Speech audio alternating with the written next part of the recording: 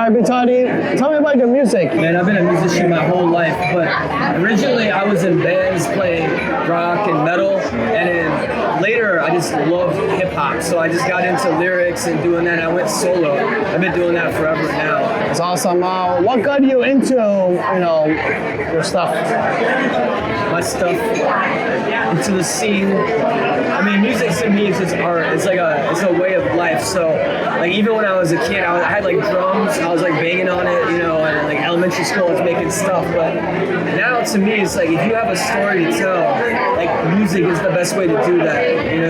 To connect with people and entertain. And it gets all that stuff that you have inside of you. You can just let it out through music. At one point, we're like, you know what? I want to make this a thing. I want to make this real. So I just knew that I always loved doing music. I was going to perform it.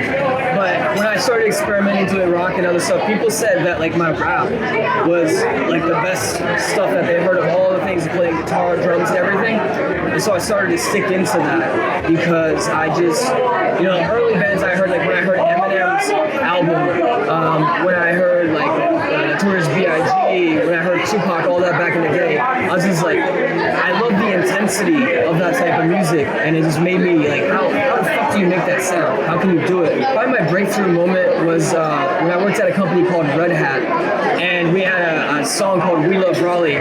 There was 500 people in the music video, and the company used it for their like HR recruitment campaign. It's something random that happened. I wrote a song, I sent it to them, and then the news came out, and so that really started to shift things. And then from there, people within the company from like all these different countries, they were sending me messages and emails and stuff. So I mean, that really got me a taste of it. Was there any obstacle that you had to overcome to get to where you are?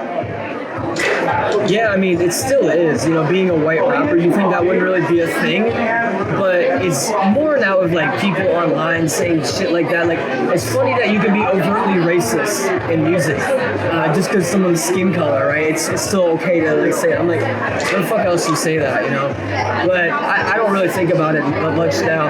But also, what I started to do is I started to like carve my own lane, which has that rock element to it, and I get less of that now. Because I'm not dropping glasses, I'm not exploding things like that, but unless I'm in your town, that one right there. But no, I like to bring the rock elements. Rappers like Tech-N9ne, for example, they always cross boundaries. I love doing that stuff. Who are some of your influencers? My influences? Yeah. Yeah, it's gonna be like Tech-N9ne because he had rap and rock. Eminem was an early influence. And when I first started, a lot of people, when you start, you sound too much like your influence. I really tried to get away from that. You gotta learn somewhere, but after that, you don't want to bite someone else's style, right? You gotta make your own style. And I'm a hybrid of like Eminem and Tech-N9ne, but like Linkin Park, Korn. So I try to put new metal elements into it. Marilyn Manson. And I love the theatrics of the style of that. So I put it into my music. Are there any artists, live or dead, that you want to collaborate with? Yeah, I mean, Tech-N9ne is one of them. I met him. I did a show. I never got a collab hooked up with. Randomly, I thought of The Weeknd. I actually like The Weeknd a lot. Dark, mysterious, great for the ladies. Yeah, any of the rock bands that I named, like a vocal inspiration was always Chester Bennington from Linkin Park. I see you went interviewer to the Linkin Park Experience or whatever it was that they had out here. One of the only few rock venues in this area is Revolution Live, and that's more in Fort Lauderdale.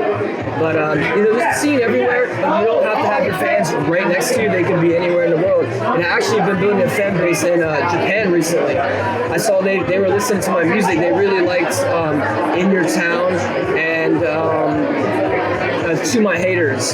They liked that, so I just started like marketing more towards Japan for whatever reason, and parts of Europe like it too. Speaking of hate, how have you been dealing with it? What do you do?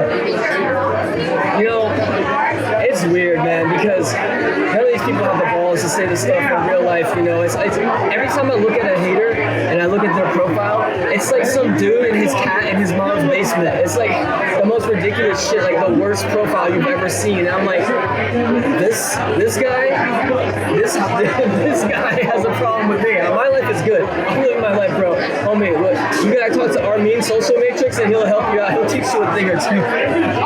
Are there any next projects coming out? What's the next thing? Yeah, man. So I've been leaning into the rock sound. So the Red Tiger theme has been what I've been doing. And I released some of the songs. You'll see the same album cover. It looks the same. It's got that Red Tiger theme. And I keep those consistent because that's the sound. So I'm gonna actually drop the album in 2026. You got a couple of the singles, but yeah, I got a really good one coming out. And we're gonna do another music video. Like I love doing music videos. This has gotta be the right song for it.